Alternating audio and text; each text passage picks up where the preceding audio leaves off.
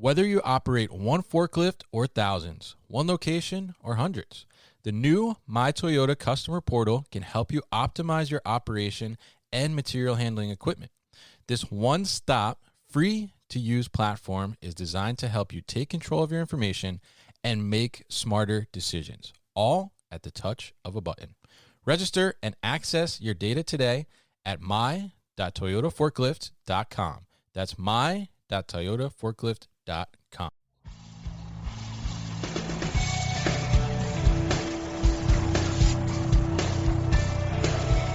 The New Warehouse Podcast, hosted by Kevin Lawton, is your source for insights and ideas from the distribution, transportation, and logistics industry. A new episode every Monday morning brings you the latest from industry experts and thought leaders. And now, here's Kevin.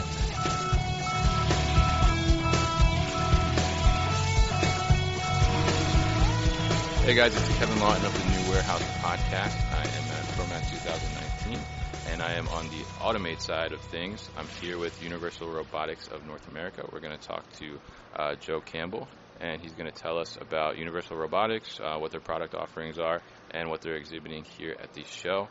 They have a very large booth with a lot of little robot arms around, so we're going to find out all about that stuff and what they do. So Joe, thanks so much for talking to us this morning. Glad to, Kevin. Welcome. Universal Robots is the world's largest collaborative robot company.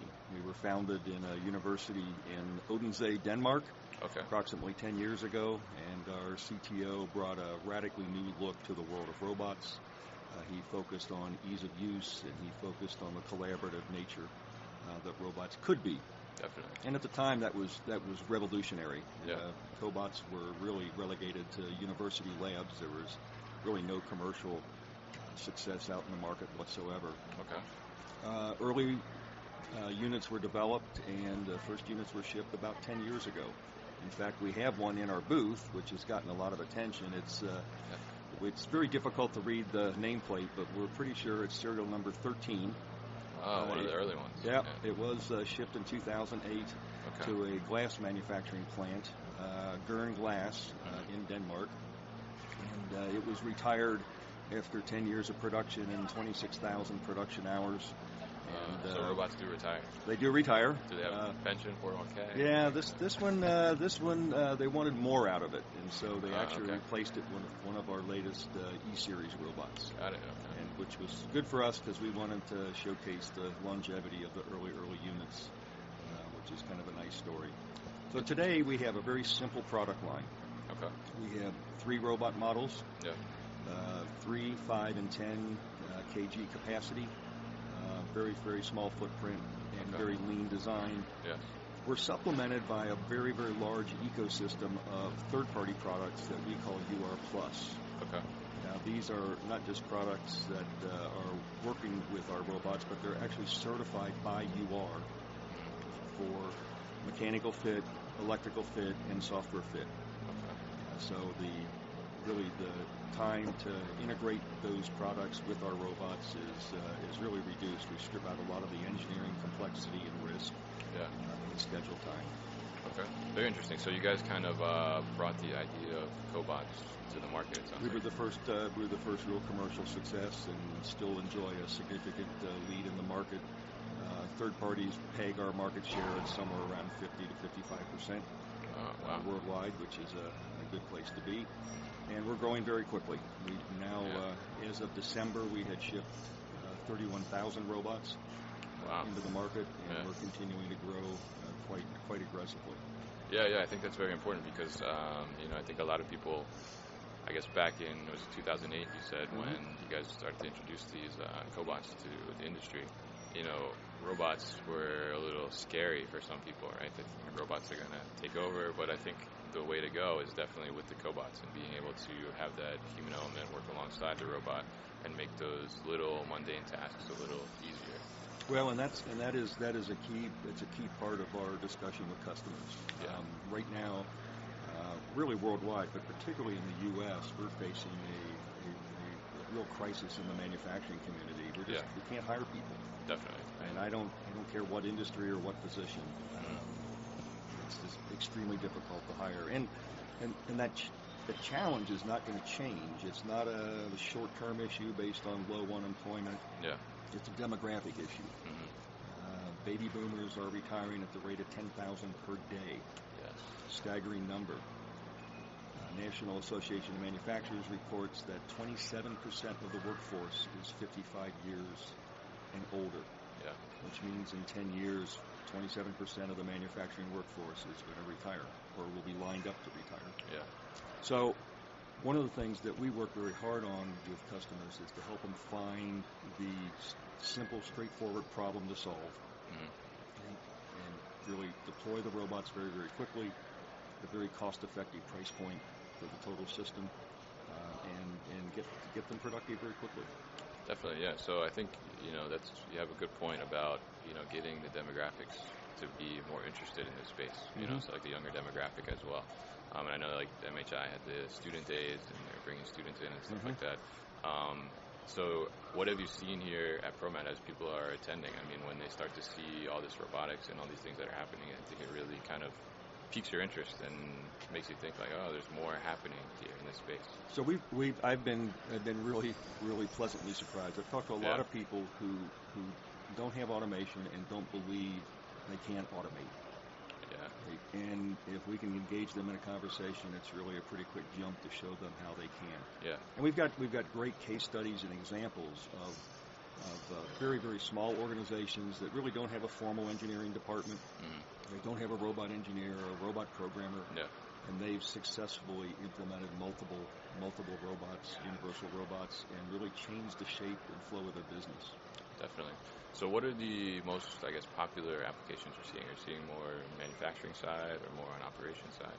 The number one application for the entire industry, including Universal, is machine tending.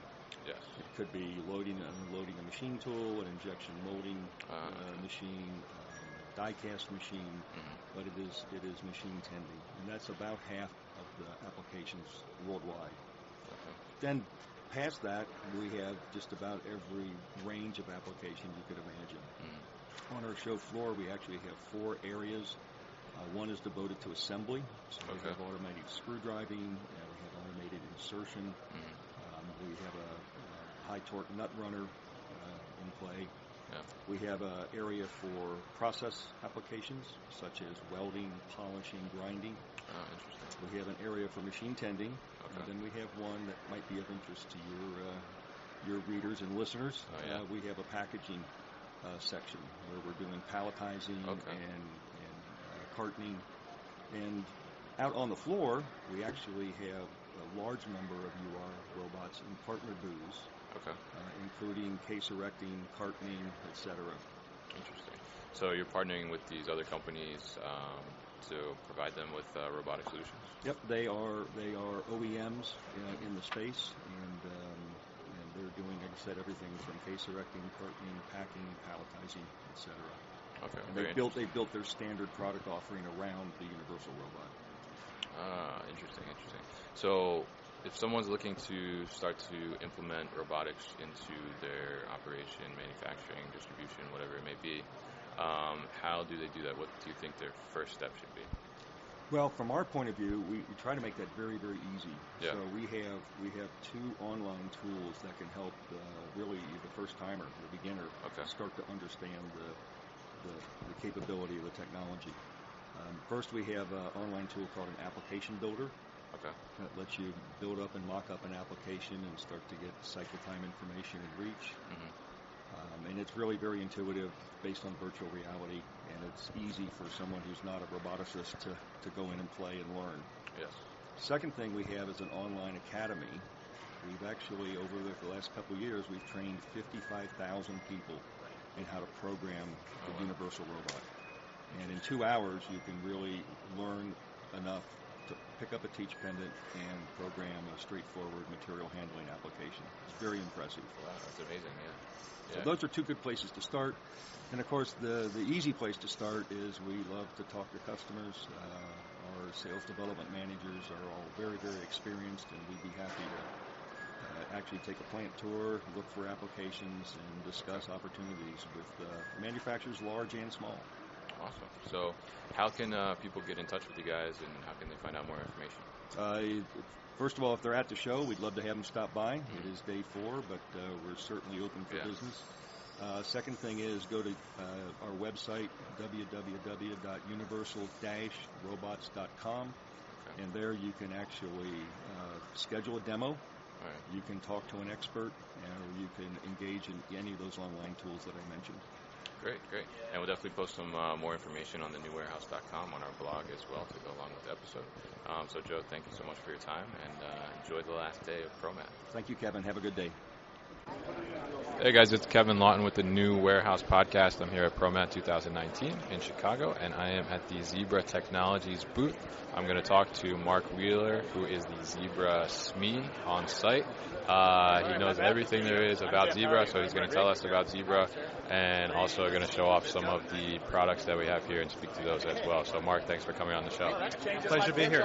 Yeah, so why don't you give us a little background on Zebra? I'm sure a lot of people have heard of Zebra, but why don't you let us know? Okay.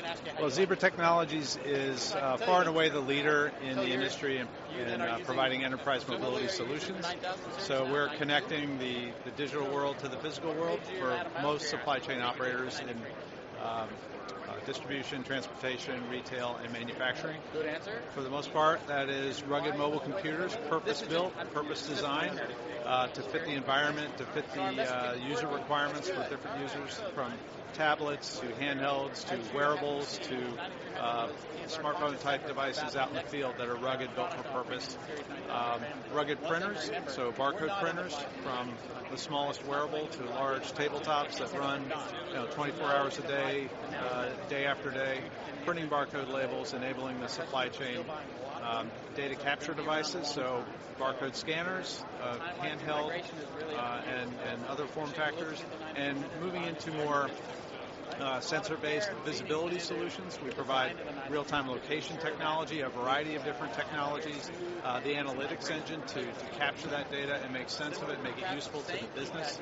A lot of RFID. In fact, we have a breakthrough product in the RFID space that we're introducing here at ProMat. Oh, really? Interesting. So why don't you tell us a little bit about what you guys are showing off here? I will say that Zebra, the booth is like packed right now, so you guys must have a lot of great things going on. So why don't you talk to us a little bit about some of the stuff you're showcasing here? Okay. Well, ProMat's a very good show for us, and it has been very well attended over the last few days. So we are introducing some new products here this week. The MC9300 is our follow-on product to our very successful MC9000 fully rugged handheld. So that is a design that has been really the backbone of the industry in terms of the leading fully rugged handheld in the market for over 15 years. Okay. Over 3.25 million have been sold in that time, and we've done a complete redesign, Android-based, large capacitive touchscreen, and yet we still retain the full physical keyboard. So that helps a lot of our customers who are in the midst of a transition from character-based user experience, probably leveraging Windows mobile devices, going into Android, and they need to be able to maintain that user experience with the key-optimized device, at least for the time being, until their applications catch up to all the things that Android can do with touch optimization. The alternative device for the same use case with no keyboard would be the TC8300. So it's a very innovative form factor, just as rugged as the MC93. It addresses the kind of the general purpose fully rugged use case as well, but that without the physical keyboard. So it's smaller, it's lighter. It's proven to be a more productive form factor when it has the right software support. So that's on the mobile computing side. As we move into the visibility and data capture side, we have this breakthrough technology, which is the ATR 7000. And that is a passive UHF reader that enables not only just the reading of an RFID tag within a pretty large area, up to 1,500 square feet, but we're able to not just say, okay, somewhere in this 1,500 square feet I'm detecting this tag. We can tell you where that tag is in XYZ within a couple, 3 feet. So that is a breakthrough in terms of leveraging passive UHF in the supply chain. Interesting. Yeah. So is this the what you're talking about here, the mobile computing? Right? Can't see this on the podcast, but this is the MC9300. Okay. All new design. Very nice. Large, large, the bright. screen is like very crisp and clear. Yeah, it's high resolution and very bright. So yeah. Yeah, another thing I noticed too is that the keyboard itself, so, in my background I've worked in warehousing, and so the spacing between the letters is a little larger than typically what I've seen. And so it's really good to see that, because I think sometimes you end up fat fingering stuff. So it's smart that you thought of that. And a lot of times you'll have a gloved user. This might go into the freezer or into a manufacturing area. You might have a gloved user, and it's actually the spacing between the keys that's the most important thing. Yeah. So it's a really nice looking gun as well. So what else do we have going on in the booth here? Okay. We'll be back after a quick break. You hear a lot about supply chains these days, because if the past couple years have taught us anything, it's that an efficient, well-managed supply chain is absolutely critical to keeping businesses successful and consumers happy. I'm Will Haywood, and I host a podcast called All Business, No Boundaries, where we talk about supply chains, how they work, what happens when they don't, and the innovations that are redefining what's possible in the world of logistics. Join me for insightful interviews with thought leaders and industry experts. We discuss how optimizing supply chains can break down the barriers that are holding businesses back. That's All Business, No Boundaries by DHL Supply Chain. Listen and subscribe wherever you get your podcasts.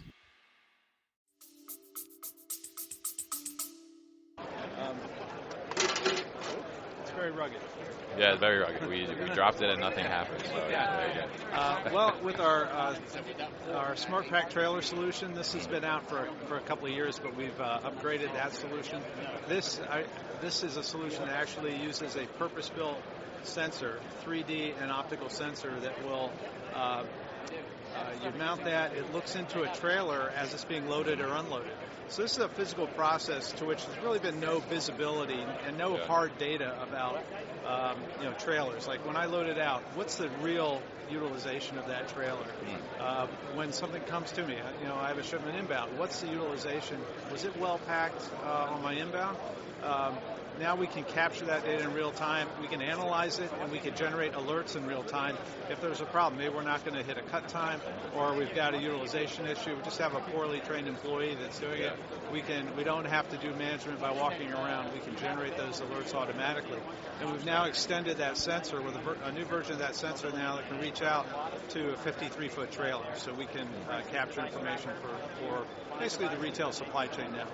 Okay, so that's actually sensing what's in the trailer and then what empty space is in the trailer? Yeah, so it's analyzing, as the trailer is built up from the nose, it's analyzing the empty space, all the air pockets, so it's getting you a utilization factor on the loadout. It's also monitoring the percent that that trailer is loaded. So, if you're 20 feet into a 53-foot trailer, you're about 60%, you have 60% capacity there. We're constantly analyzing that and communicating that to a central dashboard. Very interesting. That's really good to know for our transportation folks as well. Yeah. So so at Zebra, you guys provide a lot of different solutions. What sets you guys apart from others in the industry? Well, we're far and away the number one in enterprise mobile computing and in rugged barcode printing, and we're number one in data capture as well. So, we continue to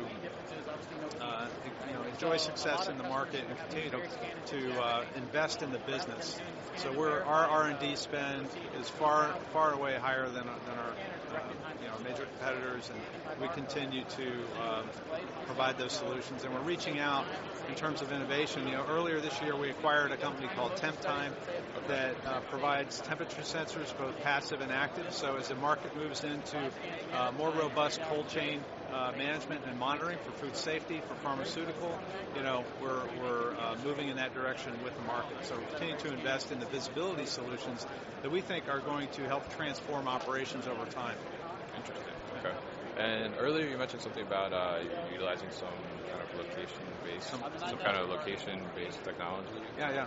What is the application for that? Well, we have a lot of a variety of different location technologies and a single data platform and location engine for ingesting that location data and analyzing it and driving action based on that.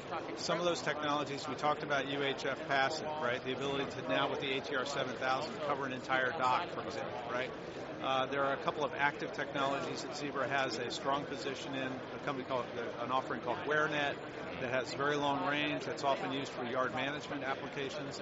A technology called DART, which is ultra wideband. So we would use that maybe inside the four walls where I need very precise locationing. You might put DART tags on your lift trucks, for example, and track where they are and monitor congestion and safety issues and speed. That technology is famously used in the NFL for player tracking for in every stadium through the NFL. Bluetooth Low Energy. As we move to Android devices, I can read these Bluetooth beacons and I can create location-aware solutions based on that. So I can do load verification or other types of sort of automatic verification of material moves. Lighting systems now can provide location information. Wi-Fi, RSSI can provide a degree of location information. So all of this, it really depends on the operating environment we're in, the problem we're trying to solve, what precision do I need, what speed do I need, and what's my ROI to drive to value. Definitely. Sounds like you guys are providing a lot of great solutions and technology as well. So if somebody was looking at replacing their existing handheld setup, what would you say would be the things that they should consider when they're looking at new? Well, that's a great question. So first, you want to look at your IT platform. So the industry is in the midst, about halfway through the move from Windows CE, Windows Mobile, and dominated by character-based user experiences, to Android and the possibility of touch-optimized user experiences. So you certainly want to move to Android for any new acquisition, and then it's a matter of working with your WMS partner, working with your enterprise solution provider to say, what's your roadmap for touch-optimized user experience? Because if it's available today, then that opens up the TC8000, it opens up our WT6000 all-touch wearable device. You have more productive form factors that are available to you if the software support is there. So you really want to start there, and then once you have that kind of nailed down, you look at the workflows and you look at how you can create the most ergonomic, the most productive, most accurate, safest workflows with the mix of technology. We've got lots of wearable scanners, lots of different devices, and we really want to make sure that you use the right technology for the right use case. And you think, well, maybe I'm introducing a lot of complexity if I have different form factors, but we have a single platform, we have a single set of what we call mobility DNA software tools, so we really try to keep it as simple as possible for an enterprise to deploy and manage the right device for the right application. Okay, definitely good information to have. So what about, when we look at operations and operations managers, one of the big things that they worry about is downtime versus uptime, and they only want uptime, right? So what about the battery life on something like your portable and handheld devices? Yeah, well, it's one of the things that's gotten better in recent years, and certainly with the new devices. So when we look at the MC93, you can be confident that it's going to last a full shift. We have a freezer version, as well. The TC8300, actually, we expect three full shifts out of that battery. So that's a combination of the batteries getting denser and the platform becoming more efficient. Wow, 3 full shifts. That's pretty incredible. Yeah. Very good. Okay. So is there anything else that we should know about Zebra and what's going on right now? Well, I think we've had a good discussion here. I would just reemphasize the potential for the ATR 7000, this idea of turning passive tags that are use once, throw away, and provide constant visibility to a large area is a breakthrough. Definitely, yeah, and we'll definitely post more information about that on our blog as well. So, Mark, thanks so much for talking with us in the New Warehouse Podcast. And what is the Zebra website? How can people find more information? www.zebra.com. It's all there. Very easy to remember. Yep. All right, thank you so much. Enjoy the rest of your show. Thank you, Kevin. Hey guys, it's Kevin Lawton with the New Warehouse Podcast. We are at ProMat 2019, powered by MHI, and we are in Chicago at McCormick Place. Right now I'm at the SpaceGuard Products booth at ProMat, and I'm going to talk to, I can't believe the podcast is so young, but I'm going to talk to Eddie Murphy already with celebrity status. No, just kidding. It is Eddie Murphy, but Eddie Murphy of SpaceGuard Products. He's going to talk to us a little bit about SpaceGuard and what they do, and then he's going to talk to us about some of the stuff they're exhibiting here and what they can do for you for warehouse solutions as well. So, Eddie, welcome to the show. How are you? I'm excellent, Kevin. Thank you very much. Yeah, thanks for taking the time, and thanks for reaching out on Instagram, following us at the new warehouse. So what do you guys do? SpaceGuard Products. I'm looking at some wire mesh kind of fencing and enclosures. So what do you guys do? Yeah, SpaceGuard Products manufactures welded and woven wire mesh partitions. So what does that even mean, right? Yeah. That probably means nothing to the layman, but to us in the industry, it's a guarding product. It's a hard guarding product to separate people from other people, equipment, hazards, things like that. So we're really adding either security or safety to a facility. And where we tie into the material handling industry is pretty much everything you walk around when you're at a show like this. Yeah. Our product touches, whether you're putting in mezzanines or pallet rack. Yeah. We guard around those products, robotics, automation, conveyors. All that equipment needs to be guarded as well to protect people on the warehouse floor. Definitely, yeah. I mean, when you talk about the automation and robotics and all that stuff, you're talking about high-cost items, so you want to protect them, and you want to be safe too, right? So you want to protect people from, touching something they shouldn't touch. Yeah, and you can do it with a relatively, compared to the robotics and things that we're actually protecting people from, it's a relatively low cost overall, but we have a high-quality product. We manufacture everything in the United States, and we're really proud about what we do. Yeah, so you mentioned welded versus woven. What's the difference? That's always the key. Yeah, I mean, woven wire was it's been the long-standing standard in the industry, if you will. We still have our Ford Logan product. That was our long-term flagship line. It's actually where SpaceGuard came from. We were the Ford Wire and Logan Wire companies that were combined together, and we still celebrate having that product today. It's ready for quick ship and does a lot of great things in terms of medium level security, things of that nature. However, with welded wire, there's so many more advantages, and with the welded wire product, our Beast Wire product line was designed and launched in 2016. So the same panels and posts and components of this system that creates what would be our traditional, safety fencing is also used for cages. It's used for rack guarding. It's used for our actual storage lockers and our integrated mezzanine handrail system as well. So it's one product that does everything, and it does it with the same consistent products. Okay. Now, do these cages, are they like standard cages that you buy as they are, or they're all customized? They can be customized. That's a great question. We stock our welded wire line in a 10-gauge product, so it's a really. But we also do it in 6-gauge. We do expanded metal. Offer a number of different offerings in it. It really depends on the level of security the customer requires. But all of the products that we actually manufacture, even the ones we stock, they can readily meet a lot of different standards, such as like DEA standards for the storage of pharmaceuticals. Okay. So, and controlled substances. Great. And customization. So I see we have orange here. We have black over there. Can you get any orange and black are really some of our, they're a brand color, so we can stand behind that. We do have an automated powder coating line in our actual facility with a quick changeover, so we have the ability to do multiple colors. We do a lot of gray and black. Okay. OSHA orange is our preferred safety color. You see a lot of safety yellow around here, but we like to stand out and be a little bit different. Okay. Yeah, I like the orange. Orange looks good, actually. Yeah, it pops, doesn't it? Yeah, definitely. Especially on this white carpet.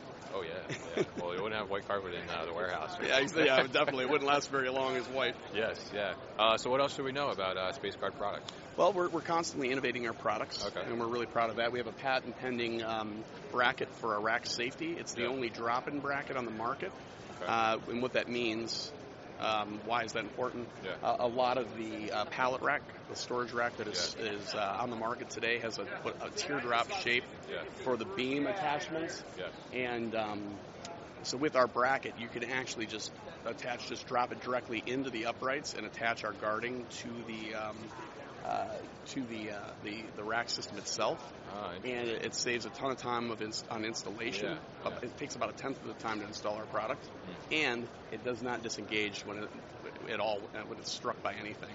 We have a drop pin, a safety drop pin that goes inside of it.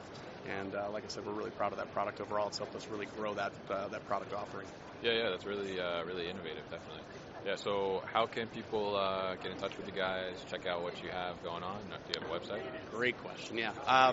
You can reach us on our corporate website, www.SpaceGuardProducts.com. Yeah. We also have our two brands have their own brand-specific websites, FordLogan.com and BeastWireMesh.com. Okay. You can reach us on Twitter @SpaceGuard, as well as on Facebook. Look us up on Instagram, and we're pretty active socially, as you guys found out firsthand. We'd love to have some followers and some interactions with you. Doing a little video blog too for ProMat. Yeah. We are our social media specialist. It was her first ProMat show ever, so she came in here with like a deer and headlights, just like she couldn't believe how much was going on, how big this industry truly is. Visual too. It is. Yes, great. it is. Yeah. Okay, great. Thank you, Eddie Murphy, for taking the time to talk to us about SpaceGuard Products. And we'll post more information about you guys on our blog as well. So I hope you enjoy the rest of ProMat. Thanks for having me, you too.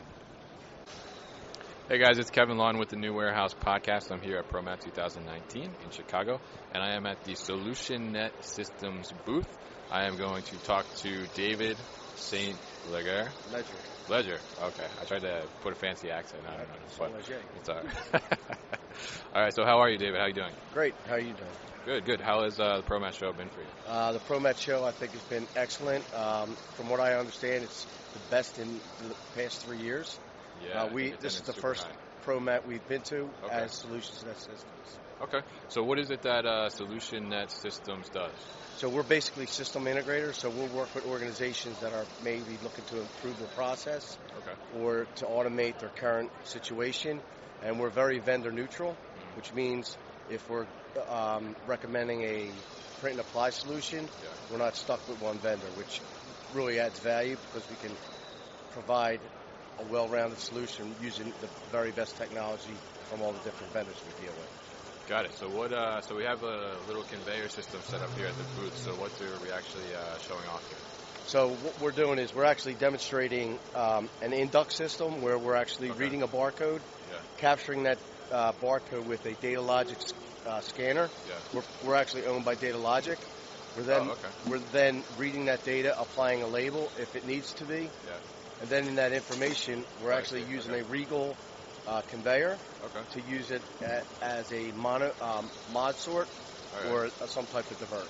Yeah, we know the mod sort. We talked to Regal actually yesterday. Okay. Yeah. So that solution it was getting the most attention.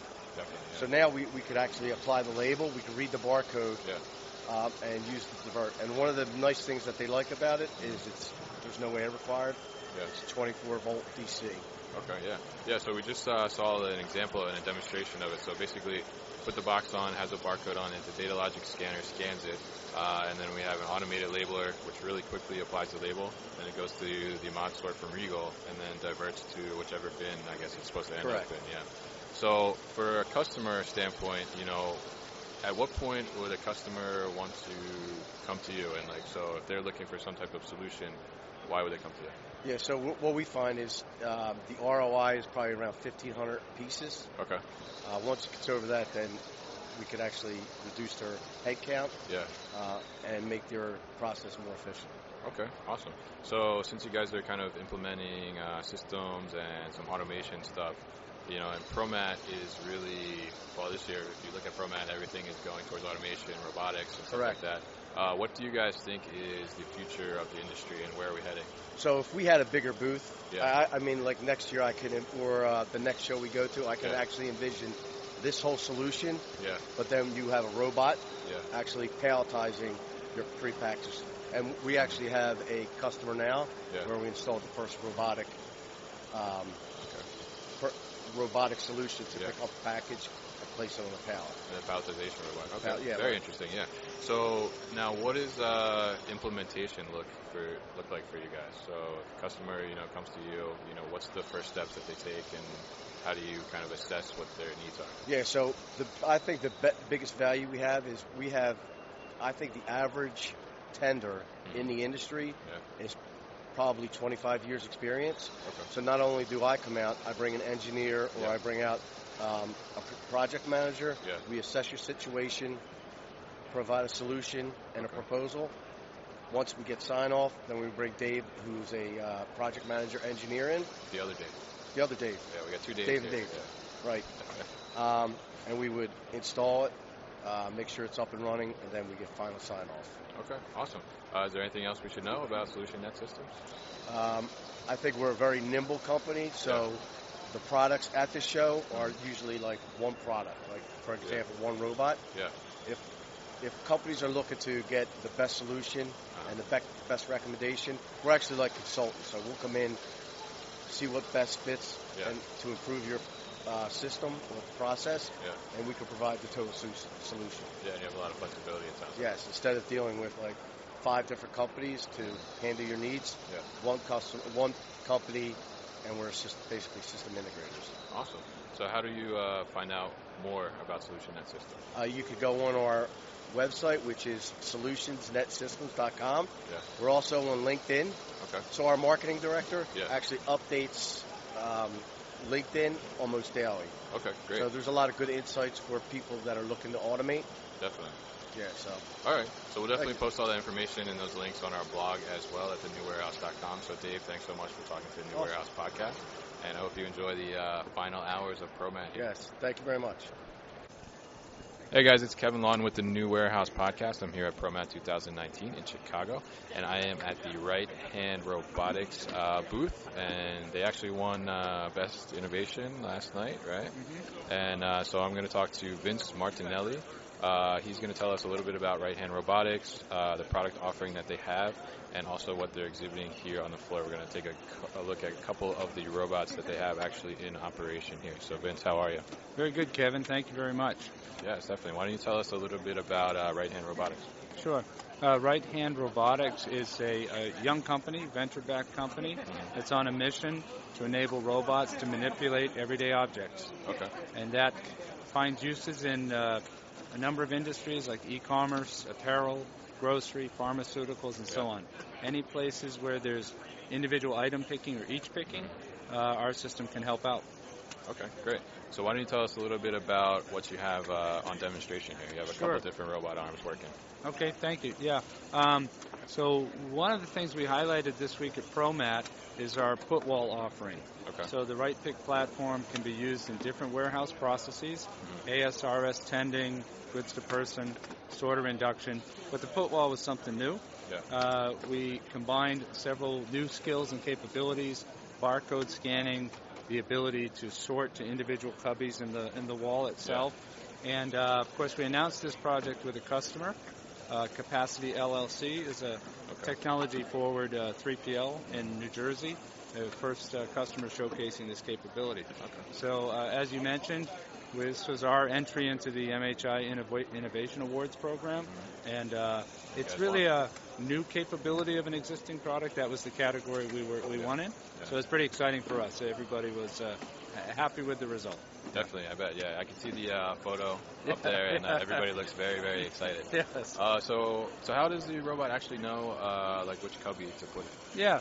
So in an actual implementation, the software driving our system is communicating with the warehouse management software, the warehouse control software. Yeah. So similar to how the person works at the put wall, the facility in New Jersey has Lightning Pick's integrated put wall lights, or put to light system, right? So it's almost the exact same workflow. A tote is staged at the workstation. Yeah. The robot is asked to pick an item. We pick, scan the barcode, report it to the host software, and it says, oh, that's for order number 7. It's going in this bin. Yeah. We put it there. Instead of hitting the put light, we send a confirmation signal back. Okay? So the work cell is set up. Actually, the human can do tasks. The robot, they can work together to solve tasks. Okay, so kind of the cobot concept. Yes. Yeah. Okay. Yeah, it helps. In their facility, people, it's largely manual. People are bringing the totes and staging them so they can pause the bot while they're staging a tote.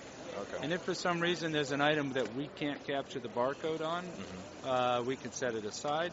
And when the person comes to change the next tote, they finish the last couple items on whatever order it is, and everything keeps flowing. Oh, good to know. So what about some of these other robots we see here? Sure. I see this one's picking out of a tote and putting into another tote. Yeah. Our standard demo system for trade shows and things like that is we just show bin picking from one bin to another. Got it. It's meant to represent the idea that the source bin could be provided from any other piece of automation or manually staged. The downstream could be one or more different containers. Okay. Some of the things that are sort of unique about our picking system is the tote doesn't have to be a single bin or a single SKU. It could be subdivided. We can pick from batches of items as part of a sorting process or from single SKU totes. But this allows, this little demonstration allows people to get up close to it, see the robot in action. We let people throw items in there because the system doesn't have to know what item's coming next. So you could throw your shoe in there. Sometimes we ask people to throw their wallets in there. We've noticed the system holds onto the wallets a little tighter than the shoes. But we try to have some fun with that. So that way we say, look, if you're e-commerce, the products you offer the next year might be different than this year, or seasonal variations, changes to SKUs, and so on and so forth, right? So if you have to pre-program or teach the robot every product you ever want to pick, it's operationally it's just not sensible to do that. Yeah, it takes some time. Can I show you one other thing while we're here? Sure. Okay. Yeah. Come around this way. Yeah, and I will say I'm watching the robot pick, and it's definitely a quick pick as well. Yeah, at the show this week, we're probably averaging on these back and forth tasks about 800 units an hour or so. Okay. We've done some tasks that are very sort of simple picking where we can break 1,000 units an hour. Depending upon the workflow, sometimes 300 to 500 is fast enough for certain situations. Yeah. Depends on the complexity of the task and so on. Okay. We're looking here as our latest generation product. So, the arms continue to get better, the camera systems, the processors, and so on. So between 2017, when we first launched the company and right-pick into the industry, and today, all of the hardware, all of the processing systems are new. We're talking about what we call now right-pick 2. Over 10 million picks over the last couple of few years in a variety of scenarios. Means there's a lot of machine learning that's taken place. So now all of that experience, new hardware from Intel RealSense with their depth camera D415. They like me to say it the right way. And the Universal Robots E-Series arms and so on. We've, under the hood, the 2019 right-pick 2 is all new hardware, all new platform, right?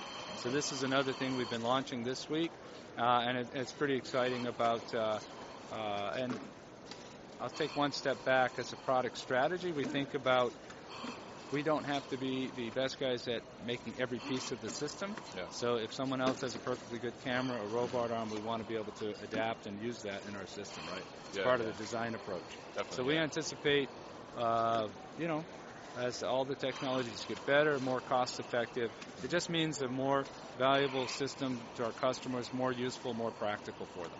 Definitely, yeah. And you were speaking about that, we actually talked to Universal Robotics this morning, and they were telling us how great your product was. So happy to see it now in person. Yeah. So if somebody was looking to start to implement something like this into their operation, how would they go about doing that? So when we talk to any new customer, we have our 3 R's of robotic piece picking. What are the range of items you need to pick? Okay. What kind of rate do you need to achieve in your operation to make it cost-effective for you?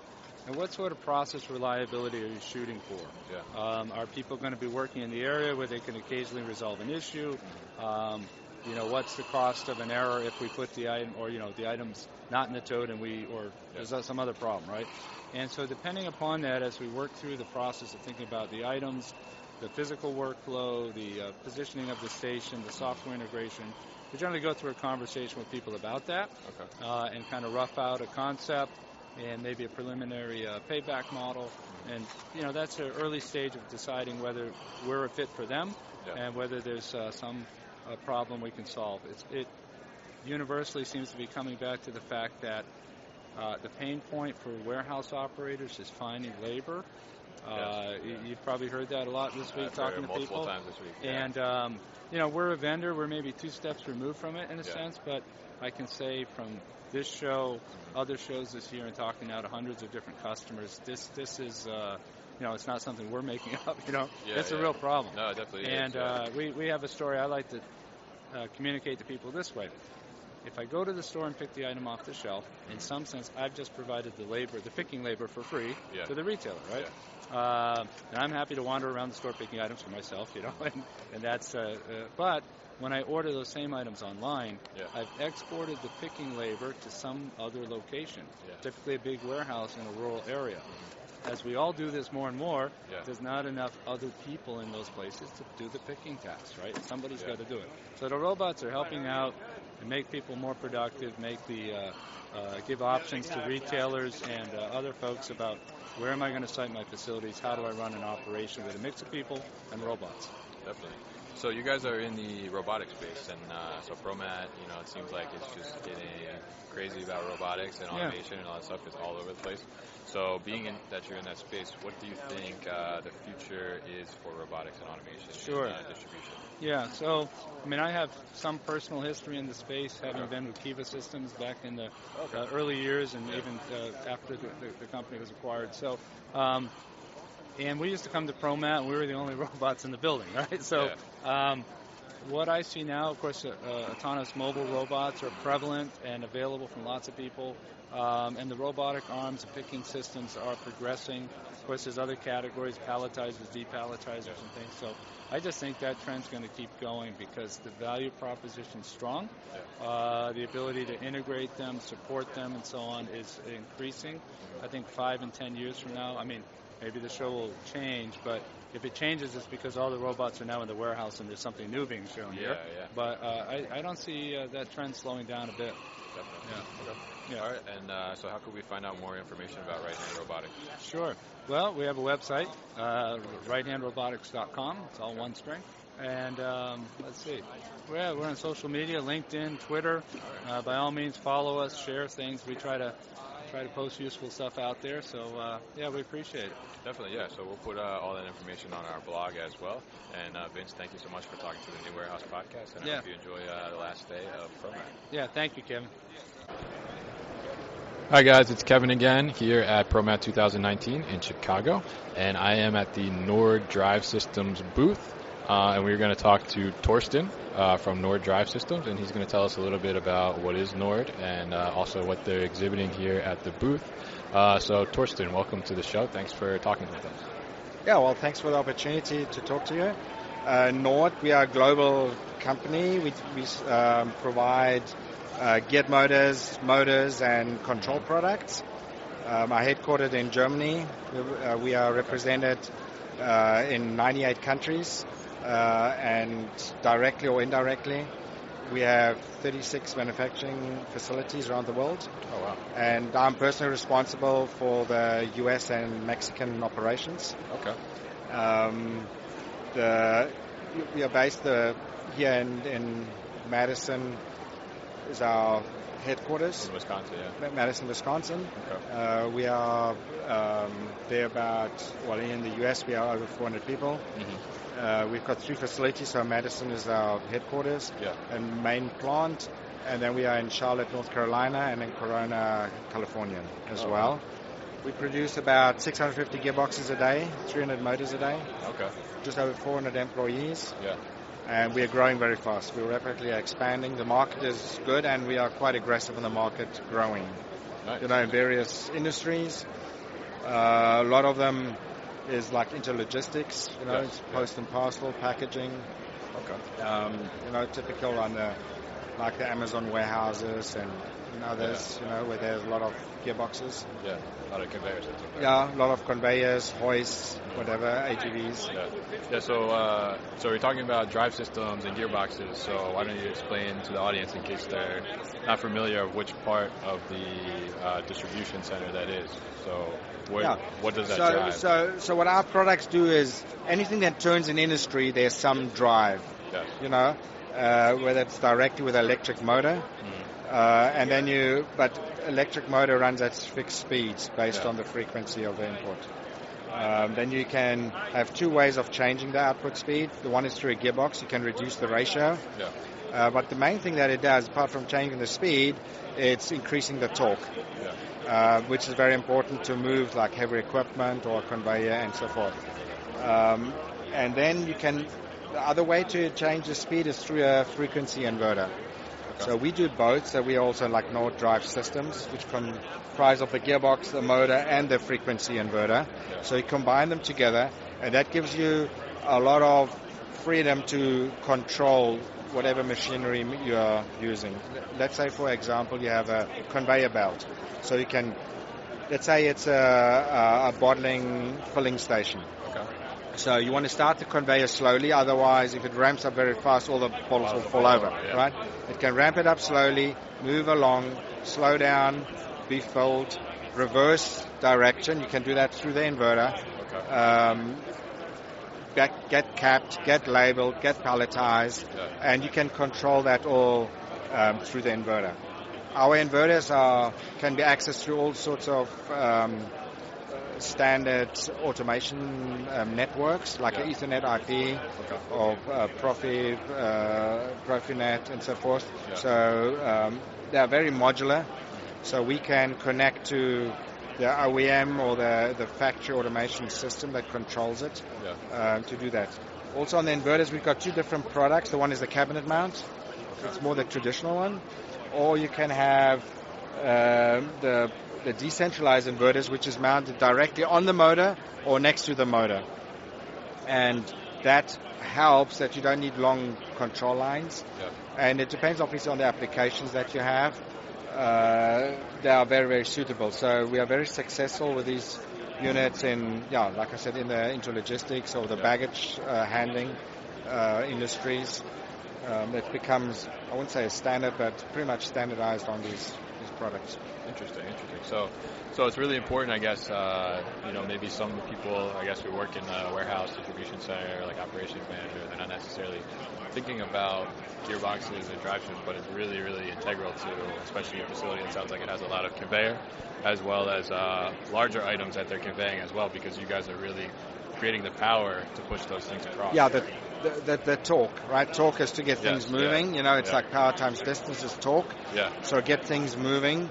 So there's a lot of different ways, and the whole industry is moving to be, say, like an intelligent drive system. So like I said, the connectivity through the automation system, the connectivity to the cloud. You can have, for example, things like predictive maintenance.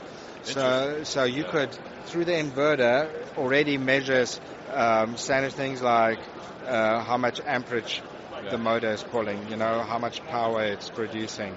And from that, you can deduct, for instance, the oil life or the life of your bearings and so forth. So if you have a small drive, it's very expensive to put a lot of sensors in there, so you can put virtual sensors in there, and you can use that data and send it, say, through the cloud into an algorithm, and that can do predictive maintenance. So we've got all that infrastructure to do that. So we do just the hardware. On that, we don't supply the cloud solution, but then we can connect to a network that can do that. Okay, and you can kind of see what's coming up that needs to be worked on or maybe replaced. Right, in the future, because plant is all about uptime in the plant. So downtime costs a lot of money. It disrupts the whole operation.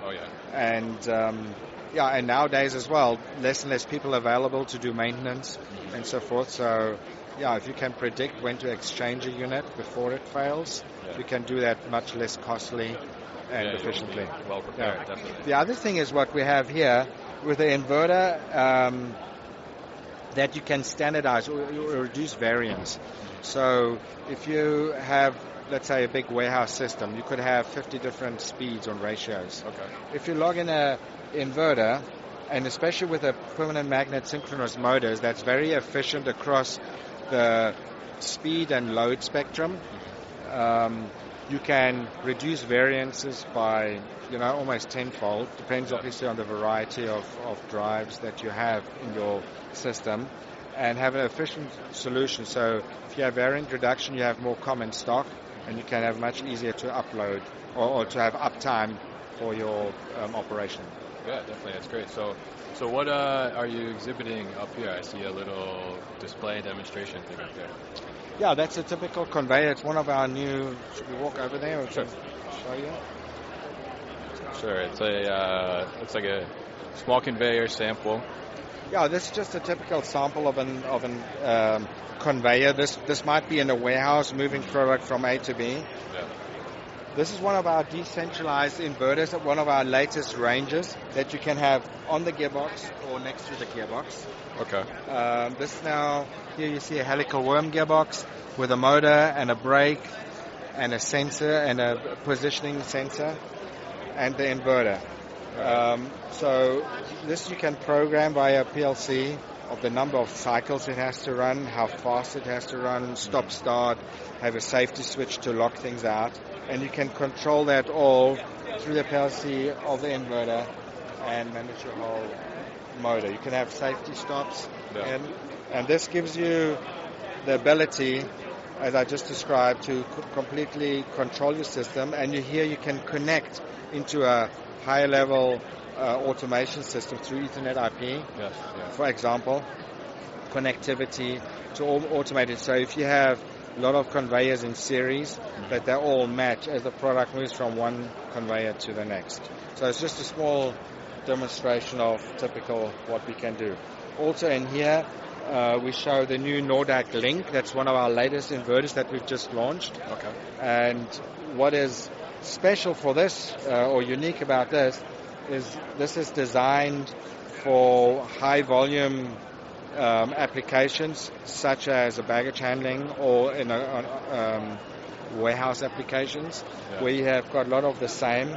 So here we customize the unit with the exact connections that you need for various sensors and so forth. And we produce them in high volume. So like I say, in lots of hundreds and so forth, often in the thousands, on a much more cost-effective way. And it makes it very easy for the customer to connect them. It's just almost plug and play where you can connect them up.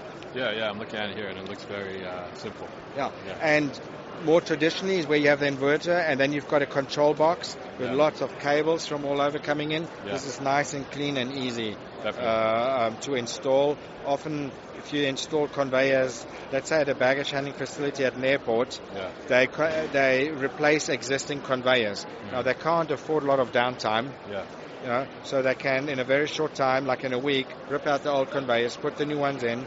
With this system, you can pre-assemble all the short conveyor modules and then just cable it up by plug and play very, very quick on site. So it saves the installation a lot of time, which can be very costly, and gets, say, the airport up and running very quick. Remains efficient. Another thing, a feature of Nord I'd just like to mention is how Nord differentiates itself in the industry. We have very fast lead times.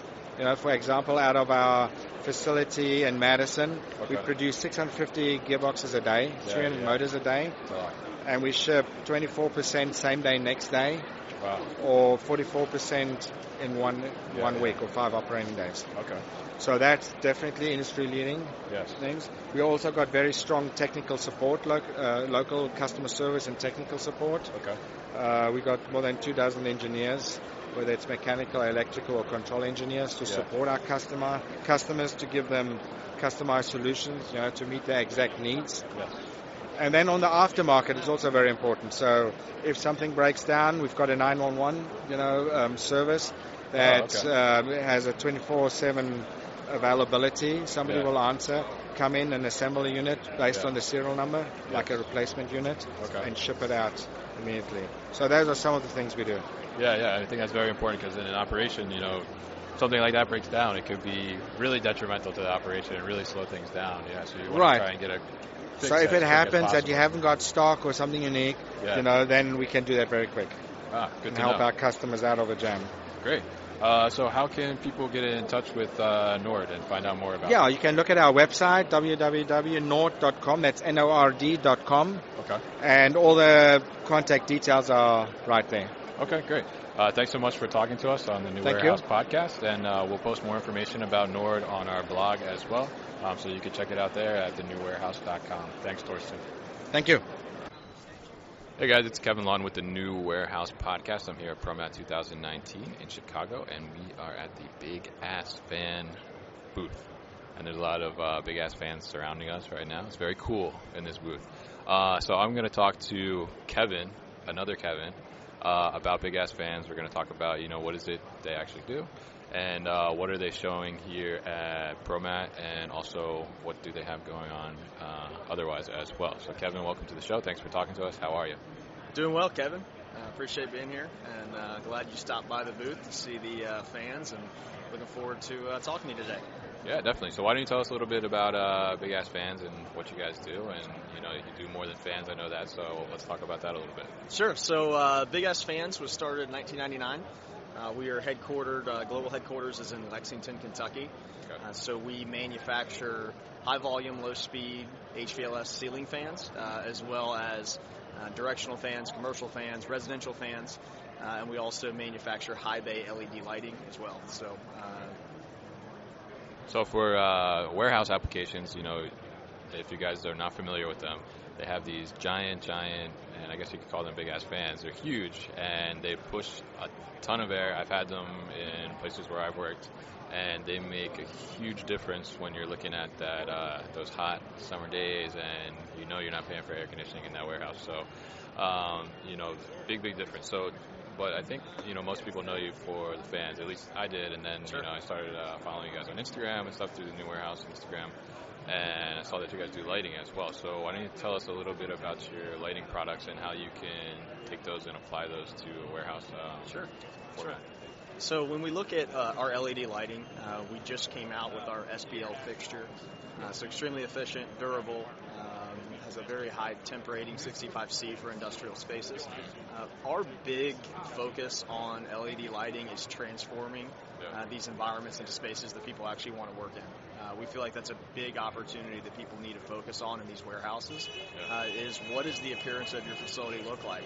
And it's one of the huge benefits with LED lighting is our ability to really improve that quality of life for the employees in that space. Definitely. And, yes, it's extremely efficient, right? There are great ROIs and rebates and things that play into this, but, we really feel that the opportunity for, companies to invest in LED lighting is really improving, those working conditions and making it a brighter and safer space. And ultimately, that's going to make it a more productive space, right? When you're looking at these warehouses and throughput, and you're trying to look at how quickly and efficiently can we get our product, out the door, having a bright environment is going to eliminate those type of mistakes that could happen. And ultimately, it's a great way to take care, of your employees. So we think everybody should take a quick look at their facilities and determine, do you have quality lighting? Do you have efficient lighting for your process? And if the answer is no, we would highly encourage people to look at upgrading that technology in their space. Definitely, yeah. I think you have an interesting point there because, you think, I guess, first thing people probably think is LED lighting. Oh, I can save money on my electric bills, right? But when you talk about the human element, I think that's a big deal, especially in today's warehouse space because, we're adding more things in the warehouse. We're looking for better space utilization. So we're going higher with racking. We're going with mezzanines and all that stuff. And all that creates darker areas, right? And darker areas, are less safe, like you touched on. Yep.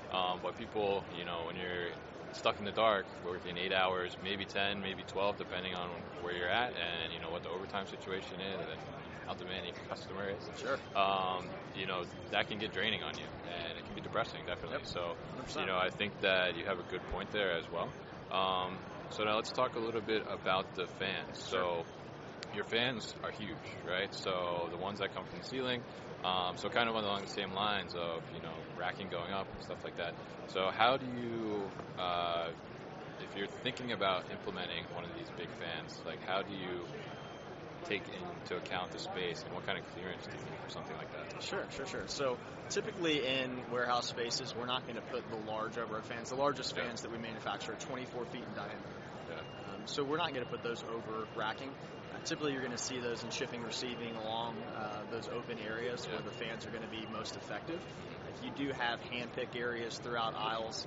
There's directional options, everything from 18, 20-inch fan up to a 6-foot fan from a directional standpoint that you can utilize to increase that elevated airspeed in the space and improve that for your employees. So when you look at fans, especially in a warehouse environment, we see this as another opportunity to take care of your employees, right? Yeah. We understand right now we're a manufacturer. We have the same challenges that listeners of this podcast have, with the skilled labor. It's difficult to retain employees. It's difficult to recruit employees. And we're big believers that utilizing the fans is a great opportunity to invest in your employees, to thank your employees, and really improve the facility and the working conditions. There are a lot of companies, the Amazons of the world, that utilize fans, but they've also looked at going at air conditioning. And a lot of companies, that's not a feasible option. Right? So this is a very cost-effective way to improve the working conditions in a space. And there's a lot of benefits with the fans outside of just that thank you for employees. Comfortable employees are going to be more productive. Definitely. And that's ultimately, it's going to affect the bottom line. But, we really feel first and foremost it's about taking care of your employees. And there's a reason why when you walk into a space, an employee walks up and says, "Oh, are we going to get those big ass fans?" If they've worked somewhere that had them because of the benefit that they had, there's a wow factor associated with them. They do a phenomenal job for the workers that are really your biggest asset. I mean, your biggest asset's your people. You can't do your jobs without your people, and it's a major concern right now. So that's a great way to invest in them, which is critical. Yeah, definitely. And I will say, I've worked in operations where we put them in. It was a new startup operation, and we put in 4 of them. And, we're just thinking, just crank them up. We had to, mark what level to put them at because everything just blew away. Yes. Yes. Paper everywhere. Everybody's hair was, going. So they're very powerful, and definitely they make a huge difference. So, sure. I've been in the warehouse, and like you said, people they're not going to pay for air conditioning for a whole distribution. It's expensive. But it makes a huge difference in those hot summer days when people are stuck in there. And it definitely makes a difference in the employees' level of happiness and engagement 100%. As well. Yeah. So is there anything else we should know about Big Ass Fans? Sure. I mean, the company continues to grow. We've sold into over 130 countries. Okay. We sell in over 120 annually. Yeah. So as we continue to grow, we've just hired our first employee in Mexico. We've got an office in Canada, Australia, Singapore. Yeah. But really, for listeners of this podcast, I just challenge the listeners to look at ways that they can improve the working conditions outside of just what we do with fans and lights. But it's really taking a hard look at that and how can you improve that working condition, because it's going to pay tenfold. It really is. We look at, when you look at investing technologies, a lot of people will listen to this podcast and say, well, we have fans or we have lights, and most facilities have something. Yeah. But, is it effective? Is it getting the job done? And we're big believers that, in these spaces, you need to make investments. You need to invest in technology that is high quality too. Things that are going to last. You can't afford to have a fan go down. Where that's going to affect the process. You can't afford to have conveyors go down. You're going to invest in high quality conveyor equipment because that's critical to your company and your process. So we just challenge companies to really take a look at what are they doing for their teams, and just not looking at lighting for is it going to save us a bunch of money? It does. I mean, it's a very efficient way of doing it. It's important, but what are you doing for your employees? That's critical. I'll give you a few examples. As a company, for us, a few things we do. We have an on-site nurse at our company, which we think is awesome. It's great for our production employees, all of our office employees. We actually have a cantina on site, so we subsidize lunching for all of our employees. So that's a pretty cool little way. We've got ping pong tables, pool tables, those type of things for breaks. So those are just a few things that we've done as a company to try to just improve the quality of life for everybody. Like I said, just challenge everybody to, what are you doing for your team? What are you doing for your employees? If you do that and you make improvements, it's ultimately you're going to have a company that's going to have success. We believe that. So now that you've made everybody envious of your workplace, are you hiring? We are. We're always hiring. Yeah, we're growing. Yeah, it's a great time at Big Ass Fans. I guess we're right at our 20 years. That's pretty cool. So we've been in business for 20 years and have had a lot of success, but we're far from done. So there's a lot of spaces. Growing, right? Yeah, there's a lot of spaces, but absolutely, keeps getting bigger. It does, man. And if you want to take a look at Big Ass Fans, I know we've got all of our openings on our website. I'd encourage everybody to take a look at it.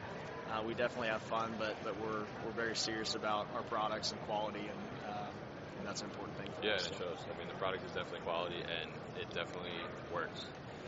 So if people want to learn more about it, what website can they go to? Yeah, bigassfans.com. Right. Pretty simple. You have to go take a look. Like I said, industrial, commercial, residential. Take a look at the site. We've got our phone number on there, contact forms. Give us a shout, and we'd be more than happy to offer our expertise and let you know exactly. There's no guesswork. We can tell you exactly what you need in your warehouse, whether it's lighting with fans to get the job done. And we've got a lot of cool tools and technologies that we can utilize, air visualization to show you, how the fans work, and a lot of cool things for your decision team to determine, investing in the technology. You'll know exactly what you're going to get. Okay, great. Thanks so much, Kevin, for talking to us. Absolutely. And this has been Kevin also. Yes, the Warehouse Podcast. It was a pleasure. Thank you very much. All right, enjoy the rest of your show. Thanks. Hey guys, it's Kevin Lawton with the New Warehouse Podcast. I'm here at ProMat 2019 in Chicago at McCormick Place, and we're going to talk to Christian Dow of Panther Industries. Christian, thanks so much for coming on the show and talking to us. Thank you. It's great to be here. Very exciting to be at the show, and just looks like it's going to be a great year. Definitely, yeah, a lot of activity here. So why don't you tell us a little bit about Panther and what it is you guys do? Panther Industries is an automated labeling company. We manufacture print and apply and labeling automation for packaging and warehouse applications. So what we're showing at the show is a little bit of our new product lines, the Phantom and Predator product lines, and kind of showing some new features.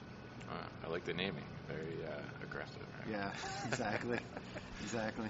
Yeah, so basically your products, what they do is you implement them into, I guess, a conveyor system or something, and then they label boxes as they go by.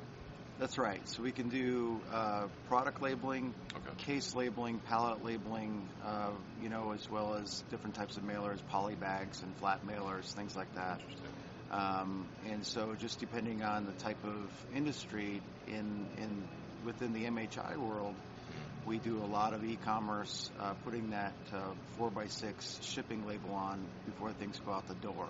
Yeah. And so that's a large portion of what we do in this industry, but we also do a lot of pallet labeling and case labeling for store fulfillment, cross-docking, things like that. Okay. So what do you think, so now what type of improvement numbers are you seeing for customers who are implementing your systems? Well, the big things that we see is somebody who hasn't implemented print and apply at all is seeing a large reduction in the need for manual labor, people hand labeling and things like that. A person can do, 10, 15 labels a minute. Our systems can do, 50 to 60 labels a minute. So you're really seeing a large throughput and decreasing head counts where in a world where it's very difficult to hire workforce and costs are going up for labor. So what would be, if a customer was looking to implement something like this, what would be their first step and how would they go about that? I think that one of the things we would do is we work through kind of the application and layout, with us and maybe a partner of ours, maybe someone who's doing the integration, and see what's happening upstream, downstream. If they need things like a pick station and sortation, things like that will if they're looking at those kind of items above in front of us, and then what are their goals to move products through. We typically start at where companies are doing at least 500 products a day, but then we go all the way up to hundreds of thousands of products a day, like on a Black Friday situation for an e-commerce company. Yeah, Black Friday gets a little crazy. Yeah, exactly. So, how easy is it, I guess, when the customer, so they go through the first step of, deciding what they need and what are their needs and how can you guys accommodate. Now, how long does it take to implement that? Is the system customizable to them, or is the system kind of like a plug and play? Yeah, the system is a little bit customizable to them because it's all based on their what they have in place already. What ERP do they have? What Do they have a warehouse execution system or a warehouse management system? Does that already incorporate the ability to do tracking and barcoding and kind of controlling this portion of the line? So in a lot of cases, we partner closely with companies who do that integration to provide that solution. And so in that case, we end up being like a component, like a barcode scanner or vision system that just needs a little bit of integration. Okay.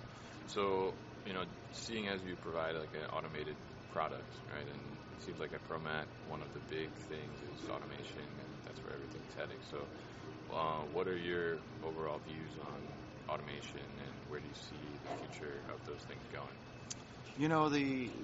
The future is just making sure that systems have proper metrics applied to them, that there's the right amount of uptime and minimized downtime, and knowing what the causes are.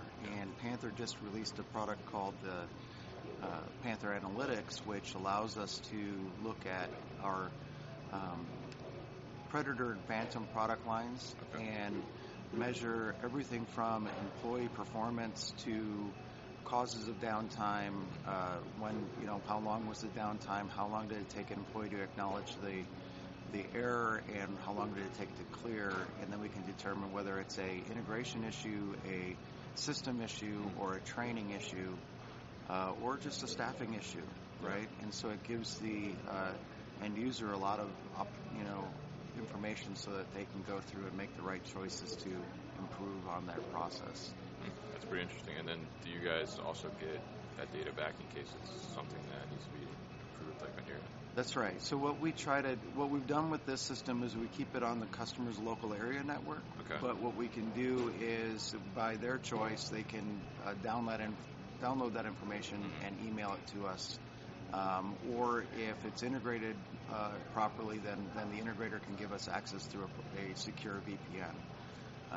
We just want to be careful that we're not, putting our customers in a situation where we could be a cause of a cyber attack or something like that. So we want to make sure that it's locked down and in the control of the customer. But if the customer or the integrator can provide that secure access, then we will definitely have access to it. Yeah, that's great to be able to have that collaborative relationship and kind of help improve the product overall and improve the industry overall too as well. Right. So, is there anything else that we should know about Panther? We make a lot of electric-only systems which don't use compressed air, which is a large cost of energy in many plants and things like that. So our systems, we make some very efficient, very fast systems that definitely we feel like are top performers in the industry. Okay, great. So if people want to start to look at Panther products and get in touch with you guys, how can they do that? Sure. Our website is www.print-n-apply.com. Printndapply.com. That's right. Got it. All right, Christian, thanks so much for talking to the New Warehouse podcast, and we hope you enjoy the rest of ProMat. All right, thank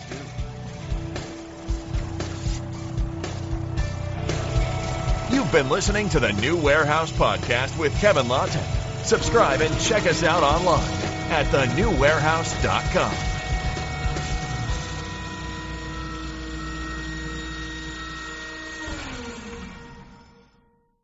Thank you for listening to this episode. If you want more content from the New Warehouse, check out our new video series called All Hands on LinkedIn. Just search for the New Warehouse on LinkedIn and follow along.